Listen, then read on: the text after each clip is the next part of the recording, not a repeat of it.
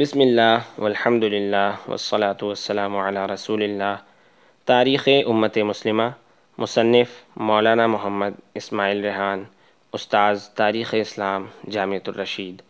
تیسرا باب، خلافت صدیق اکبر رضی اللہ تعالی عنہ۔ قسط نمبر 4، میراث نبوی، ایک اہم قضیہ اور حضرت ابوبکر رضی اللہ عنہ کی استقامت۔ طبیعت اور جذبات پر شریعت کو غالب رکھنے کا ایک اور امتحان میراث نبوی کے مسئلے کی صورت میں سامنے آیا۔ حضور صلی اللہ علیہ وسلم کی اولاد میں سے اس وقت صرف حضرت فاطمہ رضی اللہ عنہ حیات تھیں۔ انہیں قدرتی طور پر یہ خیال ہوا کہ باپ کی جائیداد میں اولاد کا حصہ ہوتا ہے، لہذا حضور صلی اللہ علیہ وسلم کی میراث میں ہمارا حق ہوگا، مگر اس خیال میں وہ تنہا نہ تھیں۔ اکثر امہات المومنین کو بھی یہی توقع تھی۔ عمر بھر کی طرح وفات کے وقت بھی رسول اللہ صلی اللہ علیہ وسلم کے خانہ اقدس میں تو کوئی درہم و دینار تھا نہ ساز و سامان، البتہ نبی کریم صلی اللہ علیہ وسلم کے گھرانے کی گزر بسر کے لیے 3 قسم کے اموال تھے۔ مدینہ میں یہود بنو نذیر سے جہاد میں حاصل ہونے والے مال فی کی پیداوار کا 5واں حصہ، خیبر کے جہاد سے حاصل ہونے والے مال غنیمت کا حصہ، خیبر کے شمال مشرق میں فدق نامی زرخیز علاقے کے باغات کی پیداوار۔ خیبر کی غنیمت اور فدق کی زرعی زمینیں اس جہاد میں شامل تمام صحابہ میں جو 1400 تھے تقسیم ہوئی تھیں۔ ایک حصہ نبی اکرم صلی اللہ علیہ وسلم کو بھی ملا تھا۔ آمدن کے ان ذرائع کا بیشتر حصہ تو نبی کریم صلی اللہ علیہ وسلم مسلمانوں کی ضروریات میں صرف فرما دیتے تھے، تاہم کچھ اپنے اہل و عیال پر بھی خرچ فرماتے تھے۔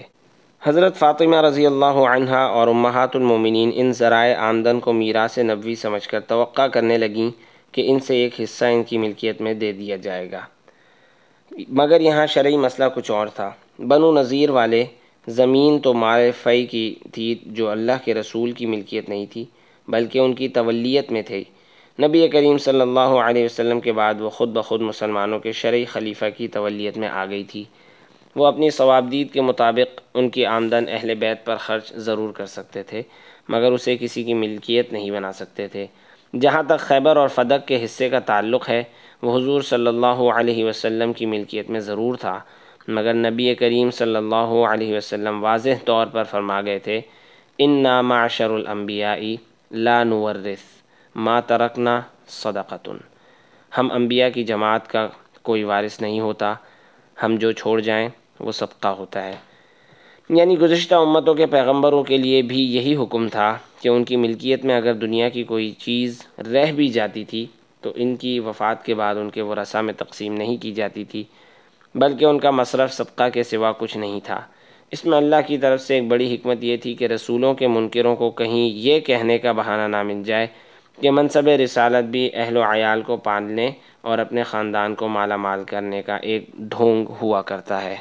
مگر حضرت فاطمہ رضی اللہ عنہا اور اکثر امہات المومنین کو یا تو اس شرعی مسئلے سے متعلقہ حدیث کا علم نہیں تھا یا ان کے نزدیک اس کا مطلب کچھ اور تھا، مگر چونکہ یہ ایک منفرد مالی معاملہ تھا، اس امت کو پہلی اور آخری بار اس سے سابقہ پڑا تھا، اس لیے ابوبکر صدیق رضی اللہ عنہ جیسے چند ہی اکابر کا اس کے صحیح معنی سے آگاہ ہونا کوئی عجیب بات نہیں تھی۔ اسی طرح اکثر خواتین کا اس سے لا علم رہنا، سننے کے بعد بھول جانا یا اس کا صحیح مطلب نہ سمجھنا بھی کوئی محال کی بات نہیں تھی۔ بہرحال حضرت ابوبکر رضی اللہ عنہ نے اس شرعی مسئلے کی اسی طرح پاسداری کی جیسے رسول اللہ صلی اللہ علیہ وسلم کا حکم تھا۔ آپ رضی اللہ عنہ نے اس بارے میں فرمایا، اللہ کی قسم میں اس طرز عمل کو ہرگز نہیں چھوڑوں گا جسے رسول اللہ صلی اللہ علیہ وسلم کیا کرتے تھے۔ چنانچہ آپ نے خیبر کے اموال اور فدق کے باغات کو میراث کے طور پر اہل بیت میں تقسیم کرنے کی بجائے مسلمانوں کی اجتماعی فلاح و بہبود کے لیے وقف کر دیا، گویا اس جائیداد کو صدقہ و خیرات کی بہترین صورت صدقہ جاریہ میں تبدیل کر دیا۔ مگر اس کا یہ مطلب نہیں تھا کہ حضرت ابوبکر رضی اللہ عنہ نے اہل بیت کو بے سہارا چھوڑ دیا، بلکہ آپ تو فرماتے تھے، رسول اللہ صلی اللہ علیہ وسلم کی قرابت میرے نزدیک اپنی قرابت داری سے زیادہ پسندیدہ ہے۔ آپ نے مناسب ترین فیصلہ فرمایا کہ کسی کو مالکانہ حقوق دیے بغیر ان جائیدادوں کے متولی کی حیثیت سے ان کی آمدن اہل بیت پر خرچ کرنے کا سلسلہ جاری رکھا۔ اسی میں اہل بیت اور سادات کرام کی مصلحت بھی تھی، کیونکہ چند افراد کو مالکانہ حقوق مل جاتے تو ممکن تھا چند پشتوں بعد یہ ذریعہ آمدن ختم ہو جاتا اور بعد والے سادات کو اس سے حصہ نہیں ملتا۔ اب اس جائیداد کے سرکاری سرپرستی میں محفوظ ہونے کا نتیجہ یہ نکلا کہ تقریباً 2 صدیوں تک اہل بیت کی آل اولاد کو ان اموال سے حصہ پہنچتا رہا اور وہ معاشی طور پر فارغ البال رہے۔ بہرکیف جب ان اموال کو اہل بیت میں تقسیم نہ کیا گیا تو حضرت فاطمہ رضی اللہ عنہ اور اکثر امہات المومنین کو مسئلے سے لا علمی کی وجہ سے شکایت پیدا ہوئی۔ انہوں نے حضرت عثمان بن عفان رضی اللہ عنہ کو اپنے مطالبے سے آگاہ کر کے ابو بکر صدیق رضی اللہ عنہ کے پاس بھیجنا چاہا۔ اس موقع پر ام المؤمنین عائشہ صدیقہ رضی اللہ عنہ واحد زوجہ مطہرہ تھیں جو پیغمبروں کی میراث کے صحیح مصرف کے قانون سے آگاہ تھیں۔ چنانچہ انہوں نے فوراً دیگر ازواج مطہرات کو یاد دلاتے ہوئے کہا، کیا رسول اللہ صلی اللہ علیہ وسلم نے فرمایا نہیں تھا جو ہم چھوڑ جائیں وہ صدقہ ہوتا ہے؟ چنانچہ امہات المومنین کو یہ مسئلہ معلوم ہوا تو انہوں نے اپنا مطالبہ ترک کر دیا۔ ہاں، حضرت فاطمہ رضی اللہ عنہ کا پھر بھی یہی خیال تھا کہ ان کا میراث میں حصہ ہونا چاہیے۔ غالباً ان کے خیال میں حدیث کا مطلب یہ تھا کہ انبیاء کے طریقے سے درہم و دینار یا سونا چاندی جیسی چیزوں میں وراثت جاری نہیں ہوگی، کیونکہ بعض احادیث میں لا یقتسم ورثتی دینارا ولا درہما، ان کے نزدیک کھیت، زمین اور باغ جیسی غیر منقولہ چیزوں کے بارے میں یہ حکم نہیں تھا، اس لیے ان کا اشکال باقی رہا۔ اپنی تسلی کے لیے وہ حضرت عباس رضی اللہ عنہ کے ساتھ ایک بار حضرت ابوبکر رضی اللہ عنہ کے پاس گئیں۔ خلیفہ اول نے انہیں یہی حدیث سنائی کہ انبیاء جو چھوڑ جائیں وہ صدقہ ہوتا ہے۔ اس موقع پر جگر گوشہ رسول نے اپنے علمی ذوق کی بنا پر سوال اٹھایا کہ آخر آپ کی اولاد آپ کی وارث ہوگی تو میں اپنے باپ کی وارث کیوں نہیں ہو سکتی؟ حضرت ابوبکر رضی اللہ عنہ نے فرمایا، اے رسول اللہ کی لخت جگر، آپ کے والد ماجد نے کوئی گھر، کوئی غلام، کوئی مال، کوئی چاندی یا سونا وراثت میں چھوڑا ہی نہیں۔ حضرت فاطمہ الزہرا رضی اللہ عنہ نے دریافت کیا، اور فدق کی زمین کی حیثیت کیا ہے جو اللہ نے ہمارے لیے مقرر کی، اور صافیہ یعنی مال فی کے 5ویں حصے کا کیا مصرف ہے جو ہمارے لیے آپ کے ہاتھ میں ہے؟ خلیفہ رسول صلی اللہ علیہ وسلم نے فرمایا، رسول اللہ صلی اللہ علیہ وسلم کا ارشاد تھا کہ یہ ایک لقمہ رزق ہے جو اللہ مجھے کھلا رہا ہے، میں فوت ہو جاؤں تو یہ مسلمانوں کے لیے وقف ہے۔ حضرت فاطمہ رضی اللہ عنہ نے اس ارشاد کے سامنے سکوت اختیار کر لیا۔ اس کے بعد حضرت ابوبکر رضی اللہ عنہ، حضرت عمر اور حضرت عثمان کے دور خلافت میں بھی یہ حکم اسی طرح باقی رہا۔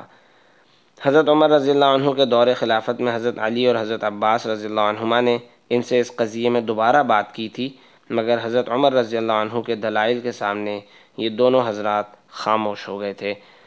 حضرت ابوبکر رضی اللہ عنہ کے فیصلے کے درست ہونے اور بنو ہاشم کے اس پر راضی رہنے کا نہایت واضح ثبوت یہ ہے کہ حضرت فاطمہ رضی اللہ عنہ یا ان کی اولاد میں سے دوبارہ کسی نے یہ مطالبہ نہیں دہرایا، بلکہ حضرت علی رضی اللہ عنہ نے بھی اپنے دور خلافت میں اس حکم کو اسی طرح باقی رکھا اور باغ فدق کو اہل بیت کی ملکیت میں نہیں دیا۔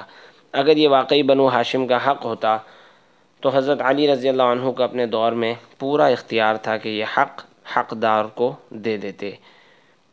اگر حضرت ابوبکر رضی اللہ عنہ کا فیصلہ ظلم تھا تو حضرت علی رضی اللہ عنہ پر بھی اختیار و اقتدار کے باوجود اس ظلم کی تائید کا الزام عائد ہوگا۔ نعوذ باللہ کہ ہم ان حضرات کے بارے میں ایسا سوچیں۔ بعض لوگ یہ جھوٹا دعویٰ کرتے ہیں کہ حضرت ابوبکر رضی اللہ عنہ نے حضرت عمر رضی اللہ عنہ کے ساتھ مل کر اہل بیت کو میراث سے محروم کرنے کی سازش کی تھی، حالانکہ میراث کی تقسیم خود حضور صلی اللہ علیہ وسلم کے ارشاد کی وجہ سے روکی گئی تھی۔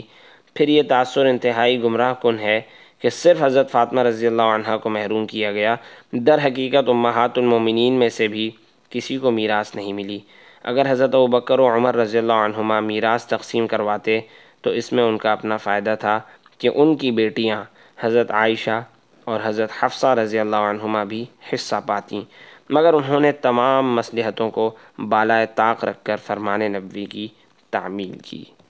حضرت فاطمہ رضی اللہ عنہ کی حضرت ابوبکر رضی اللہ عنہ سے ناراضی کی روایت اور ان کی توجیحات۔ بعض صحیح روایات کے ظاہری الفاظ سے شبہ ہوتا ہے کہ حضرت ابوبکر رضی اللہ عنہ کے پاس اس فیصلے سے حضرت فاطمہ رضی اللہ عنہ اتنی ناراض ہوئیں کہ دوبارہ ان سے بات چیت نہیں کی۔ حالانکہ ان روایات کا بے تکلف مطلب یہ ہے کہ مسئلہ میراث میں دوبارہ بات چیت نہیں کی۔ اگر مان لیا جائے کہ حضرت فاطمہ رضی اللہ عنہ طبعی طور پر کبیدہ خاطر ہوں تو اس سے بھی حضرت ابوبکر صدیق رضی اللہ عنہ پر کوئی الزام آ سکتا ہے، نہ حضرت فاطمہ پر۔ آخر وہ انسان تھیں۔ قدرتی بات ہے کہ انسان کو کچھ ملنے کی توقع ہو اور پھر معلوم ہو کہ ضابطے کے تحت اس کا استحقاق نہیں ہو سکتا تو دل میں ایک کڑھن پیدا ہو جاتی ہے۔ ممکن ہے حضرت فاطمہ رضی اللہ عنہ کو یہ توقع بھی ہو کہ حضرت ابوبکر صدیق رضی اللہ عنہ خلیفہ اور سرپرست ہونے کی حیثیت سے فدق ان کے نام کرنے کا اختیار رکھتے ہیں، مگر در حقیقت ابوبکر صدیق رضی اللہ عنہ کو شرعاً یہ اختیار نہیں تھا، اس لیے انہوں نے جو کیا اس کے علاوہ کچھ کرنا ان کے لیے روا بھی نہیں تھا۔